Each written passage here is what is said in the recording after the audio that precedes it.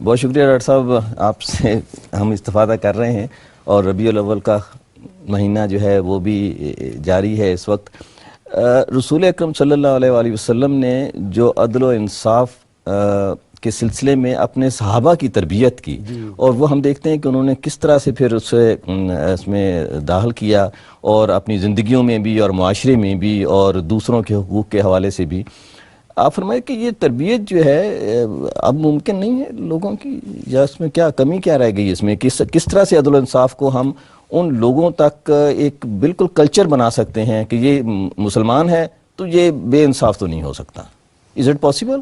جی دیکھیے، ایسا ہے کہ قرآن کریم کا بھی یہ ایک کلیم ہے اور سیرت پاک کا بھی یہ دعویٰ ہے کہ تبدیلی ہر مرحلے میں جی سر، ہر مقام پر ہو سکتی ہے، اور اسلام چونکہ ایک عالمی اور عالمگیر دین ہے، اس لیے اگر وہ 7ویں صدی میں لوگوں کو بدل سکتا ہے، آگے بدل سکتا ہے۔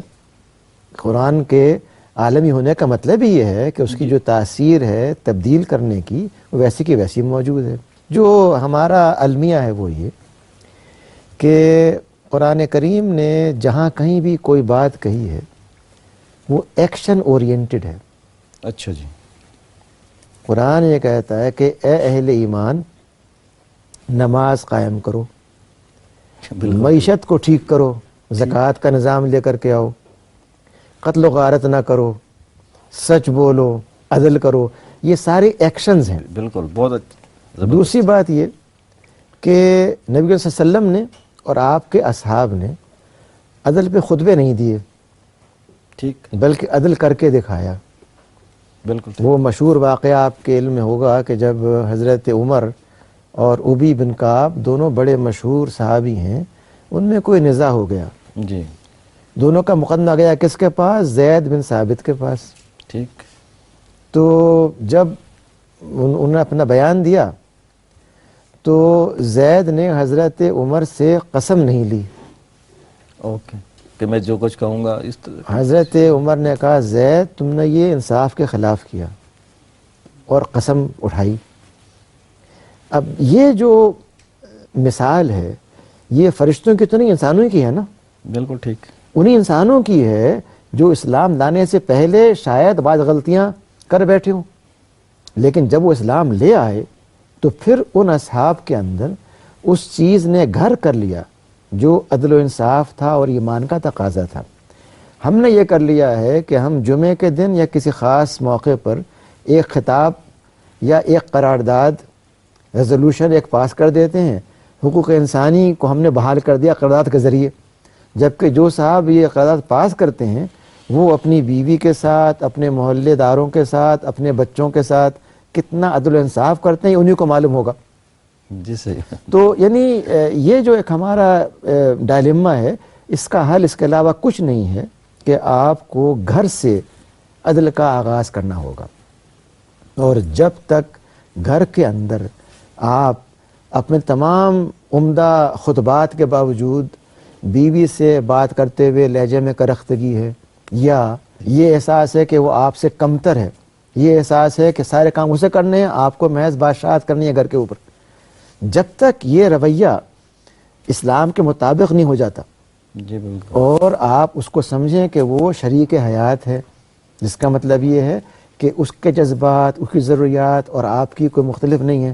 قرآن پاک یہ کہتا ہے کہ شوہر اور بیوی کا تعلق ایسا ہے جیسے کہ لباس اور جسم کا، واہ، جس میں کہ انتہائی قربت ہے، بے تکلفی ہے، پروٹیکشن ہے، زینت ہے، ہر چیز ہے، شخصیت ہے پوری کی پوری۔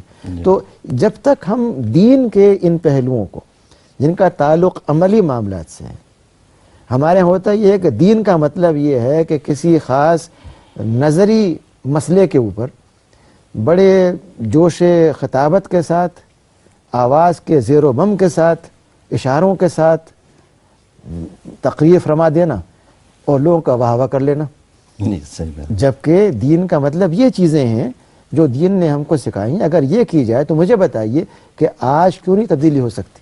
سر یہ سوال ہمارے معاشرے میں ہم اکثر دیکھتے ہیں یہ سوال، اسی سے تو میں آپ سے چاہوں گی کہ روشنی ڈالیں آپ اس میں، کہ جس طرح ماں کے بارے میں تو حدیث شریف میں آتا ہے کہ ماں کے پاؤں تلے جنت ہے، جی جی اور بیوی جو ہے وہ جو ہے اپنے شوہر کی رعایا ہے، اس کی سب ذمہ داری اس پہ ہے.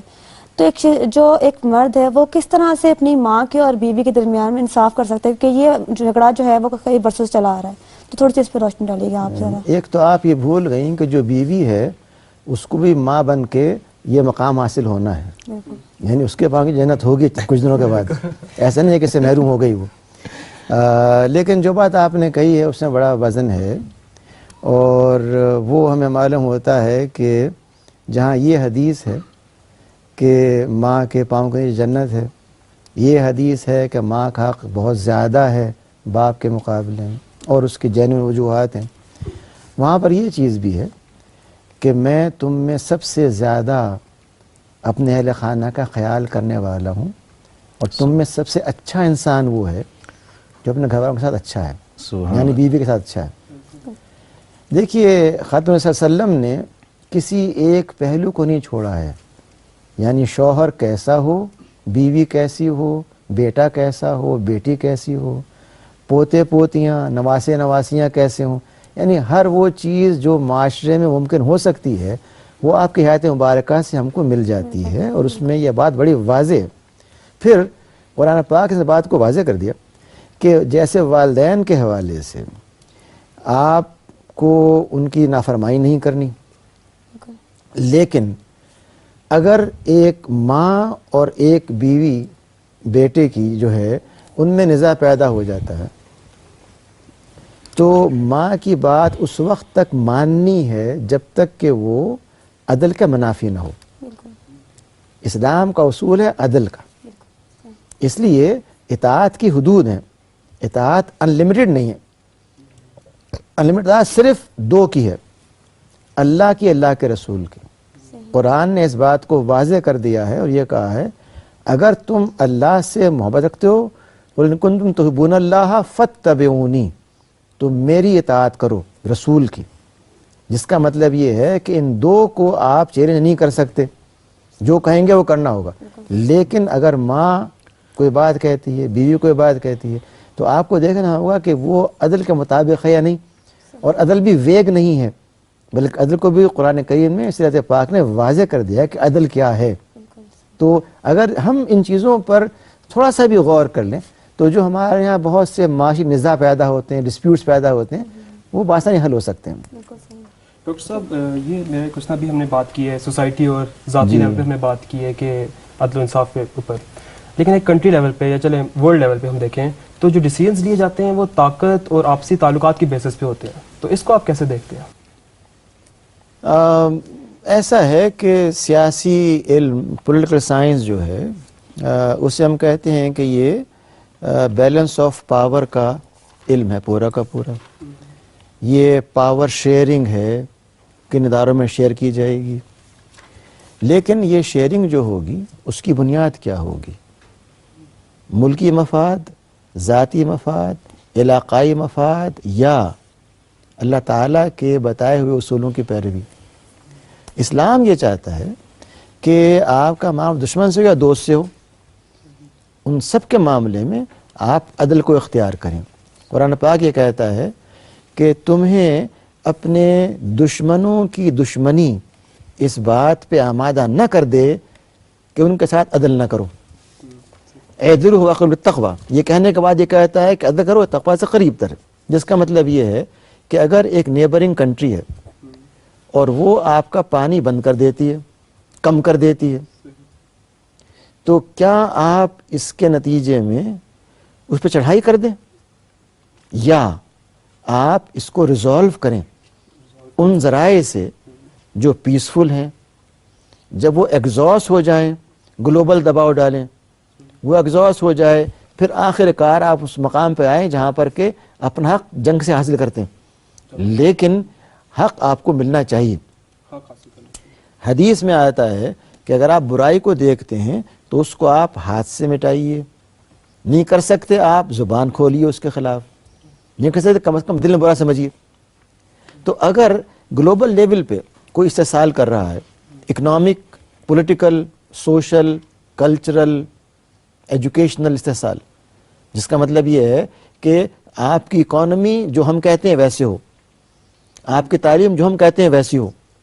یہ گلوبل کولونائزیشن ہے، یہ نو سامراجیت ہے گلوبل جو کی جا رہی ہے آج. اس کا جواب یہ ہوگا کہ آپ بجائے ان کے محکوم بننے کے، آپ اپنے اصولوں پر اسلام کے مفاد کو سامنے رکھتے ہوئے عوام کے مفاد کو دیکھتے پالیسی وضع کریں اور اس کے دباؤ میں نہ آئیں. اور ایسے ہی آپ ان افراد کو یکجا کریں جو آپ جیسی فکر رکھتے ہوں، تاکہ آپ ایک دوسرا پول بن سکیں، جو ایک دوسرا پول دباؤ ڈال سکے ان اقوام کے اوپر جو اس وقت یونیپولرزم کی وجہ سے استحصال کر رہی ہیں. جو بات آپ نے کہی تھی بڑی وہ صحیح ہے کہ بعض اقوام ایسی ہیں جو سمجھتی ہیں ہم طاقتور ہیں، ہم سب سے بڑی قوم ہے دنیا کی، جو چاہے کر لے. اس کا علاج محض بد دعائیں نہیں ہیں، بلکہ اس کا علاج یہ ہے کہ آپ ایک نیا پول پیدا کیجئے جو اس پول کو مجبور کرے عدل کرنے کے اوپر. ڈاکٹر صاحب، جب بھی ہمارا کوئی معاملہ، کسی معاملے میں انصاف چاہیے ہوتا ہے تو ہم ایک شخص کے پاس جاتے ہیں. اس شخص کی کوالیفیکیشن کا معیار کیا ہونا چاہیے جو ہمیں اس بات کا ضامن ہو کہ ہمیں جو انصاف ملے گا وہ بالکل جسٹس پہ ہوگا؟ اس شخص کی کوالیفیکیشن کیا ہونی چاہیے؟ یا وہ کلاس کا ٹاپر ہونا چاہیے، وہی صرف انصاف دے سکتا ہے، یا اس کی کوئی اخلاقیات یا اس کا کوئی کردار بھی معنی رکھتا ہے؟ دیکھیے، جو بات آپ نے بعد میں کہی ہے وہ بڑی اہمیت رکھتی ہے. ایک شخص علم کے لحاظ سے افلاطون ہو سکتا ہے، لیکن اگر وہ اپنی شخصیت و کردار میں دھوکے باز ہو، ملمہ ساز ہو، کہ وہ نظر کچھ آتا ہے اندر سے کچھ اور ہو، تو اس کا علم کوئی فائدہ نہیں پہنچا سکتا، نہ صحیح فیصلہ کر سکتا. صحیح انصاف اور فیصلہ وہی کرے گا جس کے اندر کردار کی مضبوطی ہو. چنانچہ اسلام کے اندر جج کے لیے یہ لازمی ہے کہ اس کا ذاتی کردار شک و شبہ سے بالا تر ہو. اس کے لیے لازمی ہے کہ اس نے کسی کے ساتھ ناانصافی نہ کی ہو، جس کا مطلب قانونی معنی میں نہیں ہے بلکہ اس معنی میں کہ اس کا پڑوسی ہے اور وہ اپنے گھر کے اندر ریڈیو لگاتا ہے اتنی تیز آواز سے کہ پڑوسی پریشان ہے. یہ ناانصافی ہے پڑوسی کے ساتھ. اس کا پڑوسی ہے وہ بھوک سے پریشان ہے اور یہ اپنے گھر میں روز باربیکیو کرتا ہے، یہ اس کے ساتھ ناانصافی ہے. وہ اپنے گھر کے اندر روز بلاتا ہے مہمانوں کو اور ہر دسترخوان کے اوپر 10 کھانے لگے ہوتے ہیں، جبکہ اس کا اپنا جو خانسامہ ہے، کک جو ہے، اس کو صرف دال دیتا ہے. اگر یہ کر رہا ہے تو وہ مستحق نہیں ہے عدل کرنے کا. جج جو بھی ہوگا، قاضی جو بھی اسلام کے اندر ہوگا، اس کی بنیاد یہ ہے کہ اس کے اندر نہ صرف علم ہو بلکہ اس کے اندر یہ صلاحیت ہو کہ وہ انصاف کر سکتا ہو عملاً. تو ہم چونکہ یہ دیکھتے ہیں کہ جس نے کسی نے لاء کی ڈگری لے لی، چند سال اس نے پریکٹس کر لی، پھر وہ ایک ذہین وکیل ہے، اس کو منتخب کر لیا، ٹرین کر دیا، 8-9 مہینے اکیڈمی میں رکھ کر کے اب وہ بن گیا ایک مجسٹریٹ اور پھر وہ بن گیا آگے چل کے کچھ اور. تو بنیاد ہمارے پاس وہ نہیں ہے، اس بنا پہ انصاف نہیں ملتا. اگر آپ افراد کی تربیت کریں، ان کے کردار کو مضبوط بنائیں، تو پھر آپ کو عدل بھی ملے گا. جی ڈاکٹر صاحب، اسلام میں ہر معاملے کو بڑے اچھے طریقے سے ایکسپلین کیا گیا ہے، تو لازمی طور میں اس میں اقلیتوں کا، اسلام نے اپنے نظام عدل میں اقلیتوں کا بھی بڑے اچھے طریقے سے خیال رکھا ہوگا. اس کے بارے میں کیا حکم دیا گیا؟ دیکھیے، ایسا ہے کہ قرآن کریم میں جہاں ذکر ہے مسلمانوں کے بارے میں کہ وہ کیسے ہوں اور کس طرح ان کا رویہ ہو، وہاں پر اللہ تعالیٰ نے کچھ افراد کا ذمہ لیا ہے. اور ذمے کا مطلب یہ ہوتا ہے کہ ان کا تحفظ، ان کے بارے میں جواب دہی اللہ کا، اللہ کے رسول کا اور امت مسلمہ کا فریضہ ہے.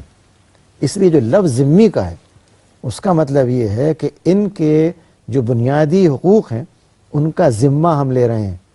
اگر اسلامی ریاست کے اندر کچھ اقلیتیں پائی جاتی ہیں، ان اقلیتوں کے جو حقوق ہیں وہ قرآن و حدیث نے متعین کر دیے ہیں. ان کی مکمل مذہبی آزادی، شخصی آزادی، ان کے خاندان کے نظام کا، ان کے تعلیم کے نظام کا انڈیپینڈنٹ ہونا، یہ سب چیزیں واضح ہیں. اور اس بنا پر ان کے لیے کوئی پریشانی کا امکان نہیں ہو سکتا. بہت شکریہ ڈاکٹر صاحب. ہمارا وقت اس وقت ختم ہو رہا ہے اور آپ کا وقت بھی قیمتی ہے. آج اجازت چاہیں گے، انشاءاللہ کل حاضر ہوں گے. بہت شکریہ.